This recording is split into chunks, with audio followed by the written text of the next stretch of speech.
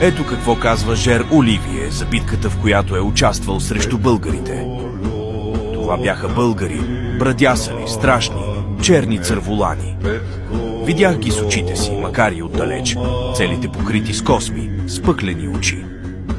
Тък му навлизахме в окопите им и сякаш от под земята изскочиха чудовища, зададоха дивашки викове и като бесни вълци се втурнаха право към нас с ножове, бомби, ятагани. Ние хукнахме назад, а ония страшилища задали адски викове, тичат подирите ни, гърмят, хвърлят бомби, колят, когото заварят.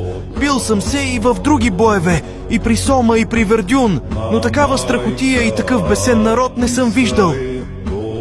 Боже, Боже, Францио, къде ни изпрати?